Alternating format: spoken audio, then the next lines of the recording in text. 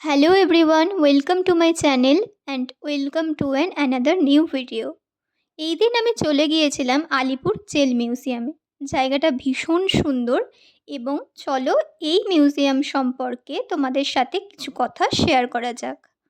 Alipur jail অর্থাৎ central jail হলো কলকাতার আলিপুরেরই একটি কারাগার। ব্রিটিশ শাসনের অধীনে রাজনৈতিক বন্দীদের এখানে রাখা হতো। তাদের মধ্যে নেতাজি সুভাষচন্দ্র বসুও ছিলেন একজন। এখানে আলিপুর প্রেসও ছিল। 20 ফেব্রুয়ারি 2019-এ এই কারাগারটি বন্ধ হয়ে যায়। এখন সেটি বন্দি এবং মৃত্যুদণ্ড কার্যকর করা শহীদদের নামে স্বাধীনতা জাদুঘর হিসাবে পরিচিত। এখানে কোনো ফাঁসির মঞ্চও রয়েছে।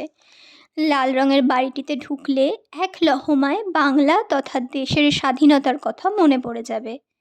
নেতাজি সুভাষচন্দ্র বসু, জওহরলাল নেহেরু, দেশবন্ধু চিত্তরঞ্জন দাস এবং আরও বহু বিপ্লবী এই আলিপুর সেন্ট্রাল জেলে যে কক্ষগুলিতে বন্দী ছিলেন সেই কক্ষগুলিও আলাদা করে সংরক্ষিত করে রাখা হয়েছে এখানে। এখানে আসলে আপনারা ঐতিহাসিক এক অনুভূতি অনুভব করতে পারবেন।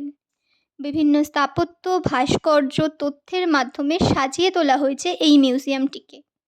স্বাধীনতা সংগ্রামীদের এখানে কিভাবে রাখা হতো, কারাবাসে তাদের জীবনই বা কেমন ছিল, সে সবই দেখতে পাওয়া যাবে এখানে।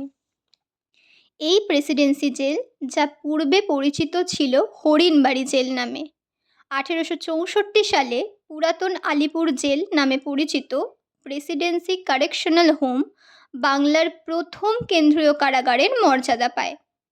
প্রাচীন আলিপুর কারাগারটি 20 শতাব্দীর গোড়ার দিকে উন্নত প্রশাসনের উদ্দেশ্যে আদি গঙ্গার অপর পারে স্থানান্তরিত করা হয়েছিল। 1906 সালে নতুন আলিপুর জেলটি তৈরি করা হয়েছিল।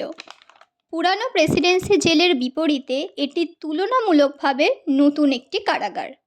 ইউরোপীয় এবং ভারতীয়দের জন্য এখানে আলাদা আলাদা কোয়ার্টার ছিল এবং বিভিন্ন শ্রেণীর বন্দীদের জন্য বিভক্ত এলাকাও ছিল। 1914 সালের বেঙ্গল গেজেটিয়ার ভাষায় নতুন কারাগারটি ছিল আধুনিক উন্নতিসহ আধুনিক আপ টু ডেট কারাগার। 1913 সালে কারাগারটি পুরাতন আলিপুর জেলের কার্যভার গ্রহণ করে, যাকে প্রেসিডেন্সি জেল হিসাবে নামকরণও করা হয়েছিল এবং নতুন জেলটি কেন্দ্রীয় কারাগার হিসাবে তার মেয়াদ শুরু করে, যার মধ্যে স্বাধীনতা সংগ্রামীদের এবং পরে নকশালদের এই কারাগারে রাখা হয়। এই কারাগার ক্রমশ অনুশোচনাগার থেকে ব্রিটিশ বর্বরতার বিরুদ্ধে সংগ্রামের জায়গায় পরিণত হয়েছিল। ঔপনিবেশিক ভারতে উদার ও গণতান্ত্রিক চিন্তাধারার যুগে সংস্কার ও মুক্তির জায়গায় পরিণত হয়েছিল এই কারাগার। বারুইপুর সেন্ট্রাল কারেকশনাল হোমে বন্দীদের স্থানান্তর করার সাথে সাথে আলিপুর সেন্ট্রাল কারেকশনাল হোম বর্তমানে আলিপুর ইন্ডিপেন্ডেন্স মিউজিয়াম। আপনারা যারা যারা এখনও এখানে যাননি, একবার খুব তাড়াতাড়ি ভিজিট করুন। ভীষণ সুন্দর জায়গা। আর আমার মতো যারা ইতিহাস ভালোবাসেন এবং একটা ঐতিহাসিক ফিল নিতে চান, তাদের জন্য এটা বেস্ট একটা জায়গা। ভীষণ বড় জায়গা।